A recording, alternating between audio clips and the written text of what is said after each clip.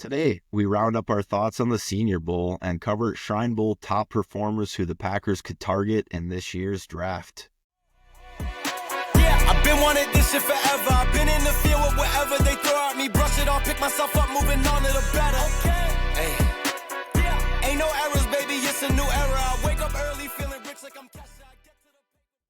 All right, everybody, welcome back to another episode of SoundsGouda. My name is Jordan Olson, and my co-host and best friend is Rob Relf. As always, we want to thank you for being here. For any of our new listeners or subscribers, people who have liked, who have hit that little bell and have signed up for notifications for our pod, we really appreciate it. We definitely recognize that there's been some great traction on the podcast over the last couple of weeks here, more views, more subscribers, and some great comments and interactions, especially on YouTube. So we'd love for that to continue. And we thank you for your interaction in making that happen. So, and just a reminder, we have new content coming out every Wednesday and Saturday on YouTube, Spotify, and Apple Podcasts. So, we're going to get into the Senior Bowl and Shrine Bowl notes, but first order of business is congratulations to Sterling Sharpe, the Packers' newest member of the Pro Football Hall of Fame. That is the 29th Packer to be inducted. Well, he's been notified for induction, right? That'll actually happen in August when we have the Hall of Fame enshrinement. But Rob, what do you think about that news? Pretty exciting stuff. Absolutely. I can say for all of Packers Nation, it is about damn time.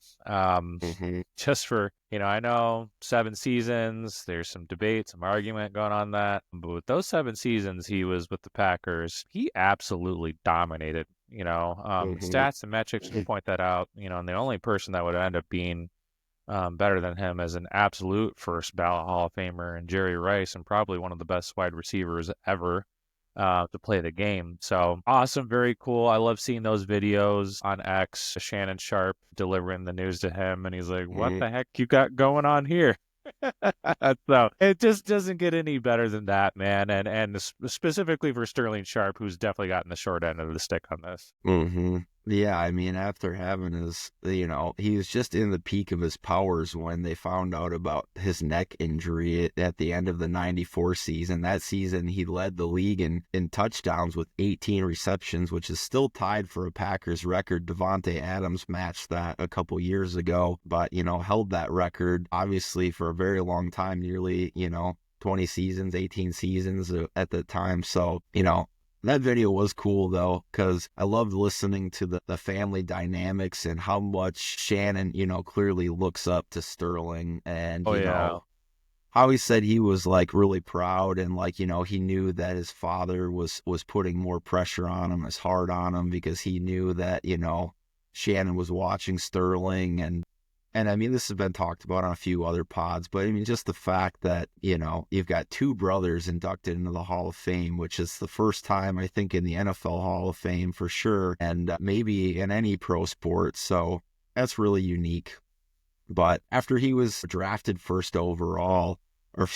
first round, 7th overall in 1988, he went on to be a 5-time Pro Bowler, 3-time All-Pro, and amassed 595 yards, 8,100, it's early, the coffee hasn't kicked in, 595 receptions, 8,134 yards, and 64 TDs in those seasons. So completely and utterly dominant. And if you haven't seen his tape, go and watch it, because the dude could do everything. So yeah, I mean, to me, I felt like he broke the mold between what is a wide receiver and what is a tight end. You know what I mean? Like that kind of hybrid, in between, because he's a bigger wide receiver. Definitely wasn't like the super fastest one ever, but he also wasn't a tight end either. So he was just this awesome tweener, and I kind of think just really just developed what that is for today, some of those prospects that are coming out as well. So just awesome stuff. Yeah, one stat that I'll just share that I didn't know, and then we're going to get to the Senior Bowl and Shrine Bowl stuff, but he was the first NFL player to have back-to-back 100-yard receiving seasons, which I found to be fascinating, which is pretty much the gold standard for what are, top all-pro receivers look like in today's NFL. And one other interesting thing, this wasn't my own thought, but, I do consume, as does Rob, a lot of other Packers creators' content. But I was listening to Andy Herman the other day, and he made a really good point. This really opens up the door for the Packers to be in the Hall of Fame game, which I don't know if the Packers really care to want to play in a fourth preseason game, but I know as fans, we'll be kind of foaming at the mouth in August to see the Packers as soon as possible. So just know that that's a possibility. They usually have those teams selected from people inducted, and there were only 4 inductees this year. Could be like a Packers-Chargers kind of game, and I'd be for it because we'd get to see all the stuff we're talking about off season 1 week earlier. So yeah, absolutely. More football earlier, more Packers. Sign us up. So let's talk Senior Bowl, Rob, and I'm just going to make a few notes here, and then I'm going to throw it to some guys that, throw it to you to talk about some guys we didn't talk about the last time we talked about the Senior Bowl. But as we mentioned before, these showcase games were littered with Packers coaches, and I don't think that is worth not noting, because Wendell Davis, he was the linebackers and edge coach for the American team, and we've already noted that Jason Vrabel was the offensive coordinator for the national team. He's the current Packers passing game coordinator. So 2 up-and-comers with that group. So not only was Goody there, but these guys were coaching and working with and seeing their demeanor and their leadership all week, and if they could be coached. So I think that even puts more stock into the idea that the Packers will be very familiar with these players if they are interested in selecting them in April. So who are some guys that pop for you, or that you've done some research on or read about from the Senior Bowl that we didn't get into the last time we talked about Senior Bowl stuff?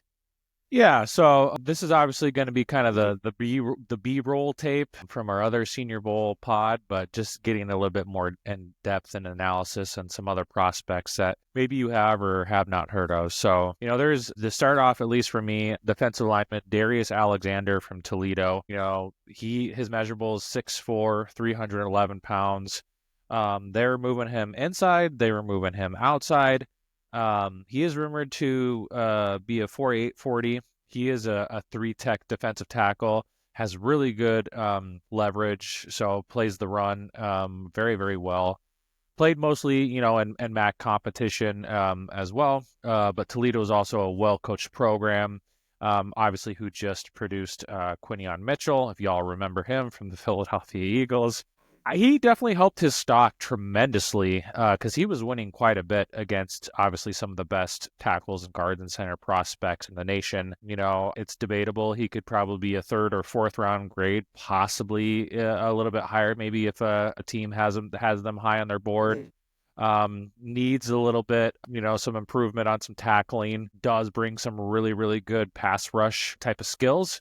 They were even having him on the edge, and he was beating tackles with that size as a 3-tech defensive tackle. So it just kind of gives you a glimpse into the possibilities of what this kid could do with just a little bit more coaching technique and how he could fit into Hafley's scheme. But he definitely flashed all 3 days of practice as well, and helped, again, like I said, helped his stock for the Senior Bowl. You have any thoughts on Darius Alexander, Jordan? No, I think you covered it. I obviously like him as a potential Packer fit to be a defensive player they select in the 3rd or 4th round if they don't address that tackle position earlier.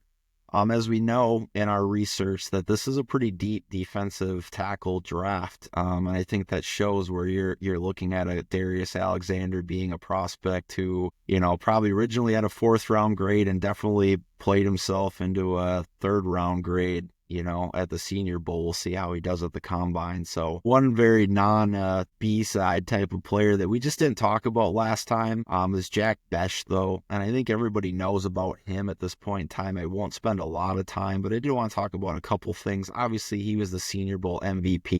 everybody knows the story, the remarkable story, tragic story about his brother who passed away and the New Orleans New Year's Eve incident. So, sorry to the Besh family for that. But obviously a resilient family, resilient guy, because it seems like that has fueled him to make sure that he makes his dream happen for him, his brother, his family. A couple other quick things about him. He's got a Packers type body, 6'1", 214.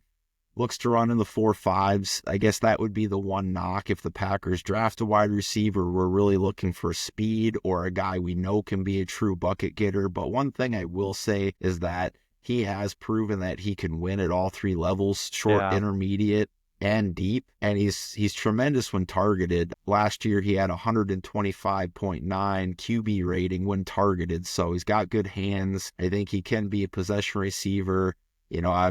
I'm not going to say that he could be Jordy Nelson because I think Jordy is a little faster, but I don't know. He kind of, when I watched the tape, I got a little Jordy Nelson vibes from Jack Besh. So. Yeah, absolutely. I think like my ideal comp for him, if you all know Dalton Kincaid, the tight end for the Buffalo Bills, him coming out. Very, very similar measurables, very similar, I think, type of speed. Kincaid might be slightly faster, but it's pretty similar. Good hands. I hear that he can block well too, or at least puts the effort in for doing that stuff as well. And he catches everything. So this is a guy you can line up in multiple different spots. You can put him in the X, you can put him in the Y, you can move him in line, you can move him out. You can do a whole bunch of different type of stuff. That's my point with him. So it brings a lot of versatility, and absolutely, I would not be shocked if the Packers picked him. I'd be really, really happy if they did.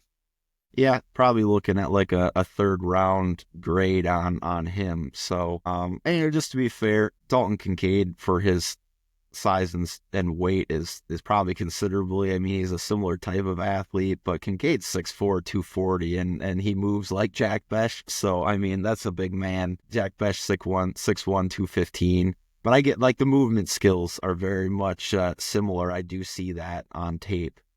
So who else did you like? We'll talk about a few more guys here. Who flashed for you? I mean, down here, defensive end, me, I'm always going to the pass rush. Defensive end, Landon Jackson from Arkansas.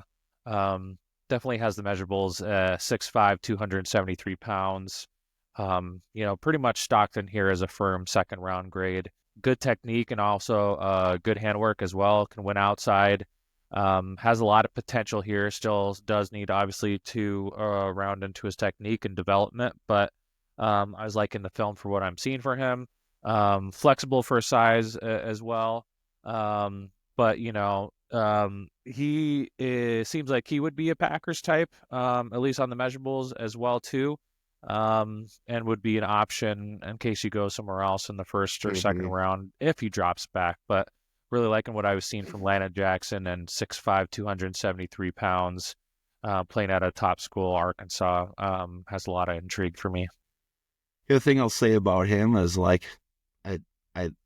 he had some lackluster practices, but he clearly popped in the game. He had multiple sacks.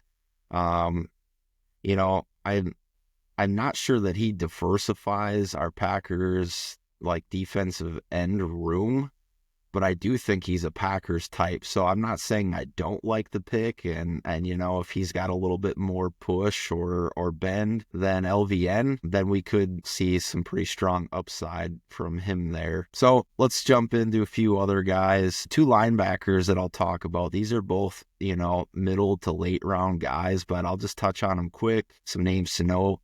Jack Kaiser from Notre Dame, I think linebacker we talked about before, is a sneaky pick for the Packers. We don't know what's going to happen with McDuffie and Wilson. This is a guy that projects to go in the 6th round, day 3. He's an excellent tackler. I've seen some clips of him. I think he had a interception in practice, good against the run defense.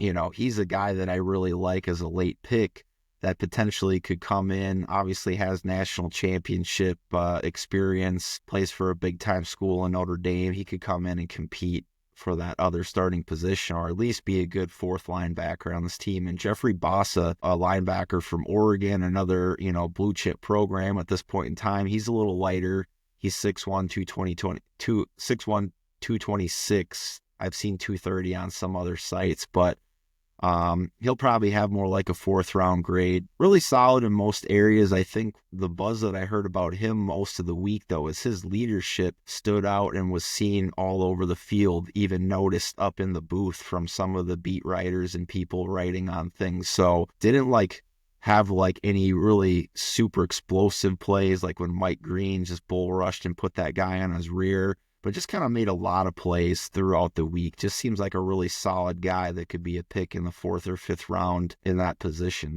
Anybody else you want to highlight, Rob, or talk about those backers? Yeah, Dorian Strong, as we look towards cornerback and cornerback depth, really like what I was seeing from tape from him from Virginia Tech, 6'1", 185. Does have around a 4th round grade on him. I definitely would need to put on a little bit of weight for the Packers to consider him and be in their, thresholds for their measurements and whatnot for their cornerback position. 4.40 projected at, is kind of good at everything, but not great at anything, and definitely has more of an Eric Stokes. Don't shut it off now, but an Eric Stokes comp for him. So don't let that scare you away, right? Like, not everyone is gonna obviously have that trajectory, and obviously everybody's different, but he has some pretty good tape. There's still a lot to work on with him, but if you go in different positions, premium edge, right? You get or Gray Zabel next, whatever, how it ever ends up falling, you don't get a cornerback until some of these latter rounds. I think that this kid might have some potential. So, especially at that point in time, you're looking at a guy who might be like a 4th corner on your team, 5th corner, somebody who's going to fill a role. I didn't see a lot of ball skills with him in terms of interceptions, things like that. And, I think that's probably where you get some of the Eric Stokes in it, a guy who's coming out of college that's good in, coverage and doesn't allow a lot of completion down the field, but maybe lacks ball skills a little bit. Not good. I do think not good to have Eric Stokes top attached to it. Not if you're a Packers fan. So, well, just for whatever that's worth, I saw that out there. Talking about 2 tight ends, I don't think the tight end is the position of need for the Packers. However, these 2 guys, if they weren't sure about Luke Musgrave's future, or they wanted just an improvement from Ben Sims, and maybe one of these guys fell back a ground later than they thought and they just couldn't pass up on them. Elijah Arroyo, I mean, if you watch the Senior Bowl practices or games, he flashed all over the place. Right now, he's got a 2nd or 3rd round projection. He's got speed. He's a fluid route runner. He has the ability to stretch the field vertically, which is what we drafted Musgrave with the intention to do. Excellent hands, had great blocking all week. And, he's 6'4", could be a really strong number 2 behind Tucker Kraft, and, somebody to look for. I think the Packers have a lot of other needs. Maybe if they addressed like corner and wide receiver, or edge or wide receiver in free agency, then you could make a pick like this in the 3rd round and feel a lot better about it, right? And then Harold Fannin Jr. is actually a guy that I've seen a number of times in my career, kind of going to a lot of Western Michigan games. He's a Bowling Green prospect. He is an imposing man, especially against MAC competition. He's 6'3", nearly 240. He's got a 2nd round grade. He's got a powerful rocked up frame and has a lot of sudden burst. And he's really good, after he's got the ball in his hands. I saw one comparison that I am intrigued by, but somebody said he's Deebo Samuel at the tight end position. Wow. And I can't help but to be very intrigued by what that could look like in this Matt LaFleur offense. It's just a very different type of weapon that the Packers could deploy. So if they fall in love with him and we address some other needs, again, like maybe our 2nd round pick could be Harold Fannin Jr. Wouldn't be too upset with that. No. So 2 other names we'll just give you, and Rob, you can add anything you want. But Joshua Farmer's a mid to late round pick from Florida State. His projections I've seen kind of all over the place. Average tackler, probably needs to improve in run defense, but did show to be effective in penetration and as a pass rusher throughout his career and at the week. Kind of has surprising speed and versatility for a defensive tackle prospect. He's 6'3", 318 pounds. So again, if we don't address defensive tackle earlier, Joshua Farmer is a 5th round or 6th round selection, might not be bad. And then another wide receiver, here's a late guy to look out for. Again, I don't know that he brings us the elite speed, but matches the Packers' height and weight thresholds. Pat Bryant from Illinois, he should run a 4.5 40, has an amazing QB rating when targeted, 135 QB rating. So the guy's a ball winner. And probably the best thing about him, even though he doesn't have elite burning speed, is he has been proven to win deep consistently and have good hands. He's got some George Pickens comparisons, and if you give me George Pickens without all of the attitude and BS, I'm in on that for like a 5th round selection. So I don't know. Any thoughts about those players? Well, just like we've talked about on previous pods too, just how deep this defensive line / DT class is when you're talking about a Joshua Farmer from Florida State that you could possibly get in the 6th round that could come in and, make an impact. It's deep, it's loaded. And so I obviously want 1 or 2 of these, depending on what Goody does. He does like to stock up on some positions, although, we have Colby Wooden, we have Carl Brooks. So I wouldn't say that our depth and our current starting, rotation for that is anywhere bad, but, how Kenny Clark did this year as well. He's on his 3rd contract and getting a little bit older as well. So there might be potential to load up on a couple of these really good prospects. Any single time you're talking about wide receiver and you say that he can catch the ball, that immediately perks any Packers fans' attention, just for catching the ball. And for a 135 quarterback rating, for where you could get this kid, I think that you could do a lot, and even the George Pickens comp too seems like could be good for him without all the drama. So, yeah. So we'll jump into the Shrine Bowl, and we're covering a lot of names here. Rob and I, whether it's on Twitter or other resources, we'll start to put together our list and get some names and some things out there. I mean, you're going to see it come out from everywhere else, but these are just some names to look at. Shrine Bowl guys. So the Shrine Bowl is kind of the Senior Bowl's little brother. Historically, there's been a little bit of a talent gap. I think more of the high-end guys or big risers end up in the Senior Bowl. But there have been some nice players to come out of the Shrine Bowl. The Packers did have Sean Duggan there, which we've talked about previously, but he's a defensive assistant coach, which is now going to be the Packers linebacker coach. And he coached the linebackers for the East team. So he's got some hands-on experience looking at these prospects throughout the week. And I'm sure some other Packers scouts or brass were there as well. Although that stuff usually doesn't get as highly reported as like when Goody's in the building, He obviously can't be 2 places at once. So we'll go a little bit more of a speed round because I know you don't want us to hear us drum on and on. But we'll give you a couple names and a few tidbits to think about, and maybe you can do a little bit more of your own research. Who are a couple guys for you from the Shrine Bowl, Rob? Yeah, speed around, but where Rob likes to live on the defensive side of the ball. So Jordan Phillips from Maryland at 6'3", 320 pounds. Packers are rumored to have met with him. I think they almost meet with everybody, at the Senior Bowl and do their due diligence. But another one that's obviously very intriguing to me. No career sacks, but did have an excellent week at the Shrine Bowl. Grades all over the place. So, 3 to 7 round pick, maybe in the 5th round. Only 20 years old, though, so extremely young, extremely talented, extremely raw, but could still, if coached right and developed, could turn into an excellent player and has shown to be an elite run defender. Staying on the defensive side of the ball, too, again, linebacker Chris Paul from Ole Miss at 6'1", 235 pounds. A little bit lighter linebacker, 3.5 sacks, 1 interception junior year. So high instincts, good coverage. Great intangibles, so he's got good leadership, a very firm tackler, and could go anywhere. I think we got about like a 3rd to 4th round grade on him. So those are a couple of prospects I wanted to highlight. Yeah, I'll give you offensive lineman. That's offensive lineman chatter's hard to find, but I did drum up some stuff on 3 guys, probably all guys who played tackle and probably will play on the interior. But although the first one I'll give you could stick on the outside, but Dalton Cooper from Oklahoma State. He is let's just see here.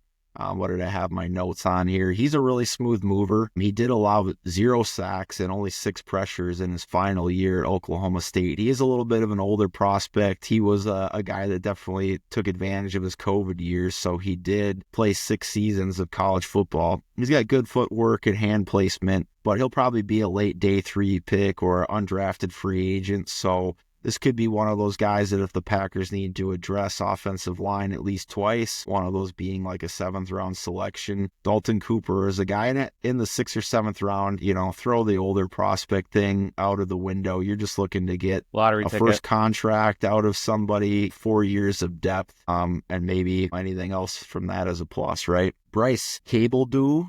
I'm not sure if I pronounced that right, but he's a guard, profiles as a guard prospect from Kansas, 315, so very Packers-y on his height and weight, plus footwork and balance, played tackle, but definitely will kick inside at the NFL level. He was playing at guard all week at the Senior Bowl, and as we know, the Packers, if they do draft players to be guards, they like them to have played tackle in college football, because they're typically the best offensive linemen on their team at that point in time. So, and then Joshua Gray from Oregon State, 6'4", 310.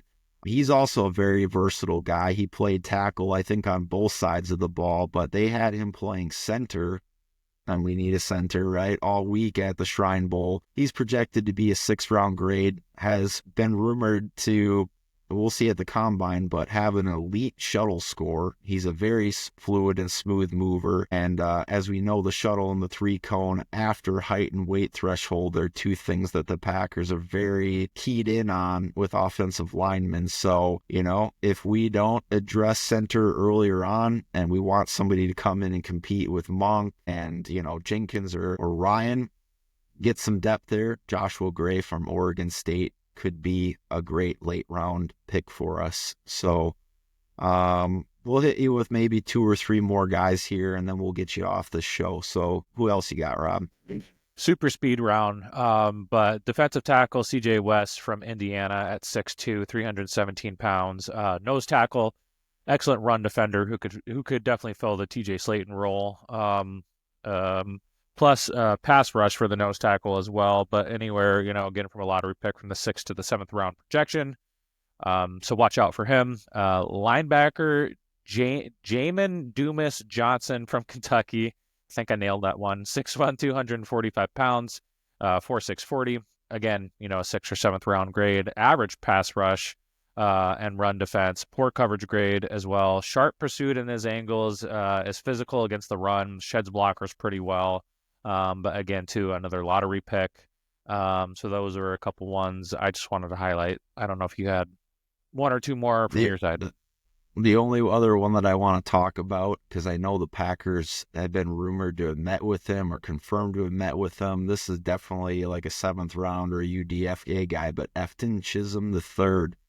Wide receiver from Eastern Washington. And if you watch the Shrine Bowl, he's a name that you should know now because he had multiple possession type of plays, showed good route running. He reminded me a lot of a shorter Bill Schroeder. So any of you Packers fans who were able to watch in the knees, there's just a little bit of remnants there and a comp for me. He does profile to be a slot at the next level, but if we are taking him late, he's probably a practice squad stash or somebody we hope to develop, knowing that a guy like Bull Melton is maybe not on the roster after next year. So yeah, those are the guys that we've got for you from the Senior Bowl to keep an eye on. So, Shrine Bowl. Yeah, yep. So Packers fans, let us know what you think. We do appreciate you all coming back and taking a listen to us. We do have new content every Wednesday and Saturday on YouTube, Spotify, and Apple Podcasts. So please make sure to give us a like, sub, and follow us on those platforms. Again, too, we're getting really deep into a lot of these prospects. Jordan and I kind of nerd over the Packers anyways, but we really like to dive into the draft, these prospects, and everything that evolves around the draft for the Green Bay Packers. So please let us know what you think about some of these prospects. Is there a prospect maybe we missed or somebody that maybe you saw that would be a good Packers prototype for their draft considerations? Mm-hmm. We are on socials as well, too. You can find us at X. That should be down here below on the banner. Jordan is at Olson Jord. I am at SoundsGouda with 3 A's. But yeah, We appreciate it. Until next time, Packers Nation, we hope that you have a good morning, a good afternoon, and a good night. Take care. Go Pack, go. Go Pack. Been wanting this shit forever. I've been in the field with whatever they throw at me. Brush it off, pick myself up, moving on to the better. Okay. Hey.